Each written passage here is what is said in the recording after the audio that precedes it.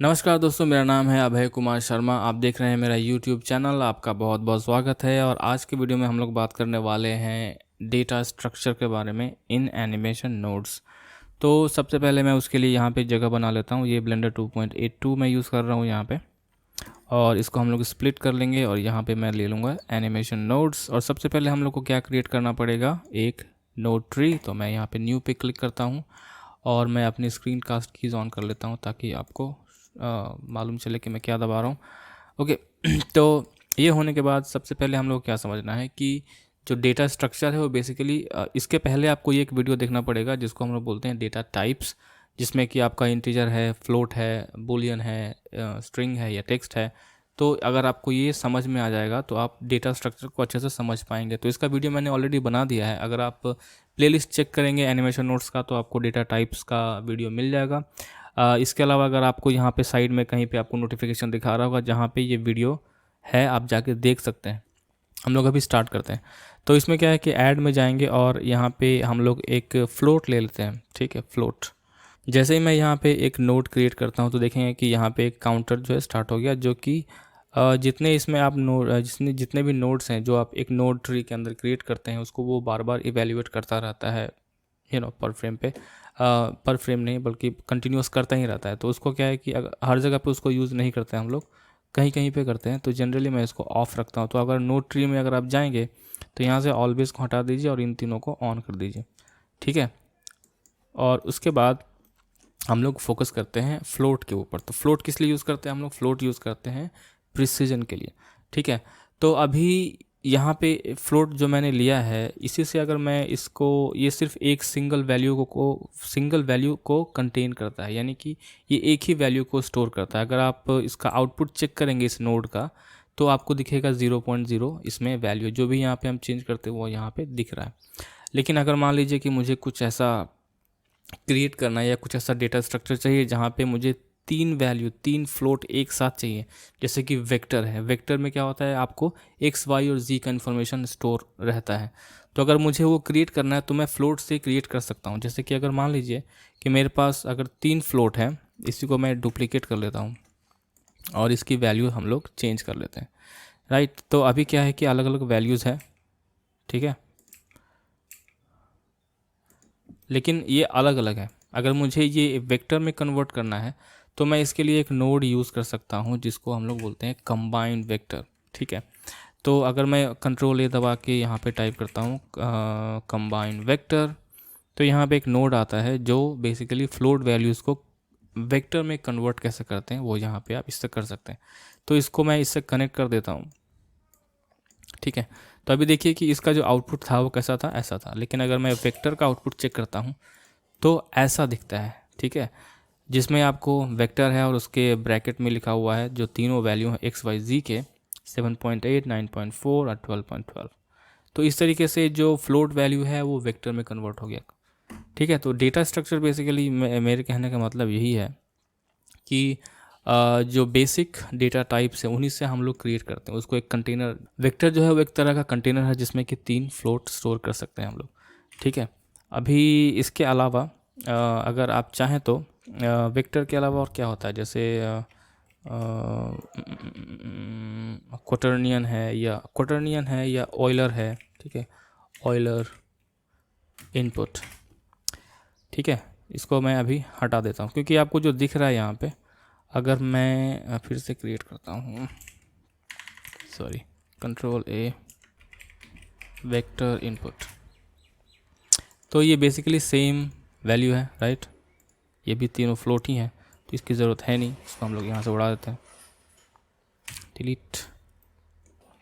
तो वैसे ही यहाँ पे ऑयलर है। ऑयलर किस लिए होता है, अगर आप इस ऑब्जेक्ट को सेलेक्ट करता हूँ मैं और मैं आइटम्स में जाता हूँ तो यहाँ पे देखिए आपको क्या मिलता है, यहाँ पे लोकेशन मिलता है। लोकेशन क्या है, ऑब्जेक्ट जो है वो 3D स्पेस में कहाँ पे है, वो बेसिकली एक वेक्टर होता है। पहले मैं थोड़ा कंफ्यूज करता था इसके अंदर वेक्टर में और वर्टेक्स में। तो वर्टेक्स, जैसे कि अगर आप टैब में जाते हैं तो अगर किसी एक वेक्टर वर्टेक्स को अगर मैं सेलेक्ट करता हूँ तो वहाँ पे भी आपको ये एक्स वाई जी इन्फॉर्मेशन दिखाता है। बट बेसिक डिफरेंस क्या होता है वेक्टर में और वर्टेक्स में कि वेक्टर में आप सिर्फ थ्री डेटा जो एक्स वाई जी है वो स्टोर करते हैं। बट वर्टेक्स में क्या होता है कि उसका लोकेशन यानी जो उसका XYZ इन्फॉर्मेशन है, उसके अलावा और भी डेटा स्टोर्ड होता है, जैसे उसका वर्टेक्स कलर इन्फॉर्मेशन, आपका यहाँ पे बेवल वेट है, तो ये सारी चीज़ें वही एक वर्टेक्स के अंदर स्टोर होती हैं। तो वर्टेक्स भी एक तरह का डेटा स्ट्रक्चर है जिसके अंदर इस तरह के डेटा को आप स्टोर करके रखते हैं। ठीक है, तो वैसे ही अगर आप इसमें जाते हैं ट्रांसफॉर्म में, तो आपको यहाँ पे दिखता है रोटेशन। रोटेशन क्या है?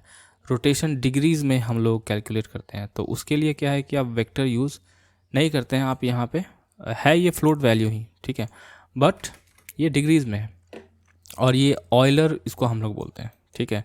और यहाँ पे अगर आप जाएंगे रोटेशन में, तो यहाँ पे आपको बहुत सारा लिस्ट मिलेगा कि जो कौन सा एक्सेस आप यूज़ कर रहे हैं, प्रायोरिटी क्या है एक्सेस का। और यहाँ पे देखिए क्वाटर्नियन भी है जो कि 4 डायमेंशनल वैल्यू है, यानी कि अभी यहाँ पे सिर्फ 3 है, बट यहाँ पे क्वाटर्नियन भी यूज़ कर सकते हैं, तो ये 4 हो जाता है। तो क्वाटर्नियन भी एक चीज़ है, सॉरी क्या हो गया, कंट्रोल ए, क्वाटर्नियन इनपुट, तो ये भी एक चीज़ है जहाँ पे क्या है 4 फ्लोट वैल्यू है, ओके, सब डेसिमल में यानी सब फ्लोट वैल्यूज़ है, तो 4 डेसिमल वैल्यू से आप ऐसे भी बना सकते हैं। तो एक ऑब्जेक्ट का जो ट्रांसफॉर्मेशन उसमें क्या है, एक लोकेशन है वेक्टर, ठीक है, रोटेशन है ऑयलर, और स्केल जो कि एक तरह का वेक्टर है। तो ये 3 चीज़ें होती हैं, ओके, और जनरली स्केल का वैल्यू जो है वो 1 रहता है हमेशा।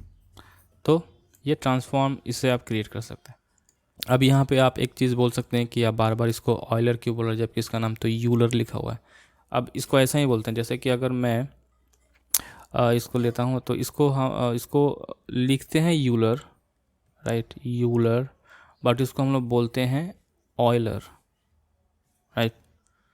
हिंदी में क्या हुआ, यूलर, यूलर, और लिखते हैं ऑयलर। तो ये मुझे नहीं मालूम क्यों बोलते हैं, बट ऐसा बोलते हैं इसको, ओके। इसको मैं हटा देता हूँ। तो ये होने के बाद अगर मान लीजिए इसी से और भी डेटा स्ट्रक्चर कैसे क्रिएट हो सकता है, जैसे अगर मैं मैट्रिक्स ले लेता हूँ, मैट्रिक्स का एक मैट्रिक्स इनपुट लेते हैं, मैट्रिक्स इनपुट, ये जो है ये ऑब्जेक्ट मैट्रिक्स इनपुट है, इसको हम लोग को लेना है मैट्रिक्स। एक काम करते हैं, हम लोग लेते हैं कंपोज मैट्रिक्स। तो ये जैसे आपने देखा था कंबाइन वेक्टर, वैसे ही कंपोज मैट्रिक्स भी होता है, जहाँ पे आप तीनों जो ट्रांसफॉर्मेशन है, आपका ट्रांसलेशन, रोटेशन और स्केलिंग, उन तीनों को आप कंबाइन कर सकते हैं। तो जैसे यहाँ पे मैंने आपको बताया ये वेक्टर है, तो इसको हम लोग लोकेशन से कनेक्ट कर सकते हैं। देखिए एग्जैक्टली सेम चीज़ है, ये वेक्टर है, ये भी वेक्टर है, इसको मैं कनेक्ट कर सकता हूँ। जो ऑयलर है उसका देखिए कलर थोड़ा अलग है, इसका जो सॉकेट का कलर है वो थोड़ा सा डार्क है, डार्क ब्लू है, ठीक है, तो इसको मैं इससे कनेक्ट कर सकता हूँ। और जो वेक्टर इनपुट है वो फिर से सेम कलर है, बट इसका स्केलिंग का वैल्यू बाय डिफ़ॉल्ट 1 होता है। तो ये होने के बाद क्या हुआ कि ये तीनों जो वेक्टर है और जो ऑयलर है, इसको अगर मैं आउटपुट देखता हूँ तो कुछ इस तरह का दिखता है। ये जो टेबल बना हुआ है नंबर्स का, इसको हम लोग मैट्रिक्स बोलते हैं, ठीक है। तो यहाँ पे आप चेक कर सकते हैं कि जब हम लोग कुछ चेंज करते हैं तो वो कैसे बिहेव करता है, राइट, या स्केलिंग है, हाँ, ठीक है। तो इस तरीके से हम लोग क्रिएट करते चले जाते हैं। दूसरा क्या है कि अभी मान लीजिए कि अगर एक ही टाइप का जो डेटा है उसी का अगर लिस्ट क्रिएट करना है, तो वो भी एक डेटा स्ट्रक्चर है। वो कैसे क्रिएट करते हैं वो मैं बताता हूँ आपको। तो जैसा मान लीजिए कि फ्लोट ही है, ठीक है, सिंगल फ्लोट वैल्यू है, ठीक है, तो इसमें क्या आउटपुट आपको मिलता है, सिंगल वैल्यू आउटपुट, ठीक है। बट मुझे एक से ज़्यादा चाहिए, तो मैं क्या क्रिएट कर सकता हूँ, फ्लोट लिस्ट क्रिएट कर सकता हूँ। कैसे, कंट्रोल ए, float list, create float list. तो यहाँ पे क्या मिलेगा आपको, यहाँ पे आपको ऐसा इंटरफेस मिलेगा जहाँ पे 2 फ्लोट रहेगा। तो जब लिस्ट क्रिएट करते हैं तो उसका जो मिनिमम रिक्वायरमेंट है कि उसका वैल्यू जो स्टोर हो रहा है उसमें एक से ज़्यादा हो, तभी तो वो लिस्ट होगा, अदरवाइज़ उसको यूज़ क्यों करेंगे, ठीक है। एक वैल्यू भी स्टोर कर सकते हैं बट उसका यूज़ क्या है, ठीक है। तो जैसे इसका अगर मैं आउटपुट देखता हूँ तो यहाँ पे देखिए आपको दिखा रहा है 0 1, इसको मैं एम्प्टी कर सकता हूँ, तो इसमें कोई भी वैल्यू नहीं है, ठीक है। इसमें मैं एक सिंगल वैल्यू डालूंगा तो 0 है, ठीक है, इसको आप ऐसे कर सकते हैं। और आप जितना चाहे इसमें वैल्यू क्रिएट करते चले जा सकते हैं, ठीक है। और इसका वैल्यू मैं चेंज कर देता हूँ थोड़ा, तो इसमें थोड़ा वेरिएशन आ गया। तो इतने तरह का जो डेटा है वो इस लिस्ट में स्टोर्ड है, ठीक है। अभी यहाँ पे क्या है कि अगर मान लीजिए आपको और ऐड करना है तो आप यहाँ से ऐड कर सकते हैं, डिलीट करना है इसको तो आप डिलीट कर सकते हैं। तो डिलीट करेंगे तो सारा डिलीट हो जाएगा, और जब ऐड करेंगे तो सिंगल सिंगल ऐड होता जाएगा। इसको मैं क्लिक करूँगा तो सब निकल जाएगा, ओके। तो ऐसे कर सकते हैं आप, ठीक है। यहाँ पे एक चीज़ और जो ध्यान देने वाला है वो ये है कि सपोज़ ये लिस्ट क्या है, इसको समझिए एक बॉक्स की तरह है जिसके अंदर आप एक एक ही टाइप का ऑब्जेक्ट उसमें डाल रहे हैं, ठीक है। जैसे मान लीजिए कि बॉल है, रेड कलर का बॉल है, एक बॉक्स के अंदर आप डाल रहे हैं, आपने 5 बॉल डाल दिए आपने, तो एक बॉक्स के अंदर 5 बॉल है रेड कलर का। बट अभी क्या है कि उसमें एक चीज़ जो बहुत इंपॉर्टेंट है वो होता है उसका इंडेक्स नंबर, यानी कि अगर आपको कोई एक स्पेसिफिक रेड बॉल आपको अगर बॉक्स से निकालना है तो उसको आप कैसे पहचानेंगे कि वो उसका नंबर क्या है, ठीक है। तो उसके लिए हम लोग क्या करते हैं, हर बॉल को एक इंडेक्स नंबर देते हैं ताकि वो मालूम चले कि हाँ ये कौन सा बॉल है। तो वैसे ही देखिए जितने भी इसमें एलिमेंट्स हैं लिस्ट के अंदर, उसमें देखिए उसका एक इंडेक्स नंबर दिया हुआ 0 1 2 3 4 5, ओके। वैसे ही अगर आप चाहें तो इंटीजर का भी लिस्ट क्रिएट कर सकते हैं। जैसे कि अगर मैं यहाँ पे ले लूँ integer, create integer list, create integer list, ठीक है। वैसे ही ये इंटीजर लिस्ट है, राइट, काउंटेबल नंबर्स। वैसे ही आप बूलियन का भी लिस्ट क्रिएट कर सकते हैं, आप टेक्स्ट का भी लिस्ट क्रिएट कर सकते हैं, आप मैट्रिक्स का भी, आप वेक्टर का भी, जैसे वेक्टर का करके दिखाता हूँ मैं, vector list, create vector list, create vector list, ठीक है। तो यहाँ पे देखिए अभी 2 वेक्टर बाय डिफ़ॉल्ट आपको मिलता है लिस्ट के अंदर, ठीक है। बट आप जितना चाहे उतना कर सकते हैं, ठीक है। तो इस तरीके से लिस्ट भी जो है वो एक तरह का डेटा स्ट्रक्चर है, ओके। मैट्रिक्स का करना है तो आप मैट्रिक्स का भी कर सकते हैं, जैसे मैट्रिक्स लिस्ट, ठीक है। तो इस तरीके से आपको दिखेगा। अभी अगर आप चाहें तो, हालांकि मैं एक चीज़ और है यहाँ पे दिखाता हूँ मैं, अगर आप ऐड में जाएंगे तो यहाँ पे आपको लिस्ट का एक मेन्यू मिलेगा जिसमें कि आपको क्रिएट मिलेगा। क्रिएट के अंदर आप कितने तरह के लिस्ट आप क्रिएट कर सकते हैं, जैसे ऑब्जेक्ट का लिस्ट क्रिएट कर सकते हैं, इंटीजर कर सकते हैं, फ्लोट कर सकते हैं, वेक्टर कर सकते हैं, टेक्स्ट कर सकते हैं, वो सारी चीज़ें आप यहाँ से कर सकते हैं। बाकी इतना सब जो दिखा रहे इन चीज़ों का लिस्ट क्रिएट किया जा सकता है। जैसे कि ऑब्जेक्ट का जो बता रहा है, जैसे ऑब्जेक्ट का लिस्ट अगर मैं क्रिएट करता हूँ तो आप एक से ज़्यादा ऑब्जेक्ट उसके अंदर स्टोर कर सकते हैं, ऑब्जेक्ट लिस्ट। अभी ऑब्जेक्ट क्या है, तो ऑब्जेक्ट बेसिकली क्या है कि जितने एक ऑब्जेक्ट के अंदर ढेर सारी चीज़ें स्टोर होती हैं। जैसे अगर इसको मैं सेलेक्ट करता हूँ और अगर मैं यहाँ पे जाता हूँ, यहाँ पे देखिए ट्रांसफॉर्मेशन है, रिलेशन है, कलेक्शन है, इंस्टेंसिंग, ये सारी चीज़ें इसके अंदर स्टोर्ड हैं। तो वैसे ही यहाँ पे भी हम लोग जो एनिमेशन नोड से जो स्पेसिफिक चीज़ें हैं वो यहाँ पे हम लोग ऑपरेशन यहाँ पे परफॉर्म कर सकते हैं। उसके लिए मान लीजिए आपको लिस्ट चाहिए ऑब्जेक्ट का, तो आप यहाँ पे ले सकते हैं। जैसे कि यहाँ पे क्यूब है, मैं ले लेता हूँ मंकी, तो मंकी आ गया, ओके।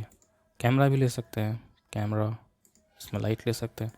तो एक लिस्ट क्रिएट हो गया जिसमें क्या क्या, cubes and camera light, okay. तो वैसे ही अगर लिस्ट को ऐड करना चाहते हैं, आपके पास मान लीजिए 2 लिस्ट है, आपके पास एक ये लिस्ट है, उसके अलावा एक और लिस्ट आपने क्रिएट किया।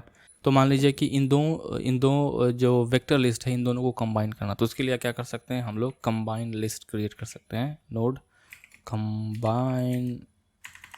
Combine vector list. तो इस तरीके से लिस्ट को भी कंबाइन करके और बड़ा लिस्ट आप क्रिएट कर सकते हैं, ठीक है। तो ऐसे, तो ये बेसिकली डेटा स्ट्रक्चर है और ये आपको समझना है, आपको ये प्रैक्टिस करना है, प्रैक्टिस कीजिए। और इसमें बस इतना ही है। तो आई होप कि आपको ये वीडियो अच्छा लगा होगा। आप थोड़ा प्रैक्टिस कीजिए इसको, ठीक है।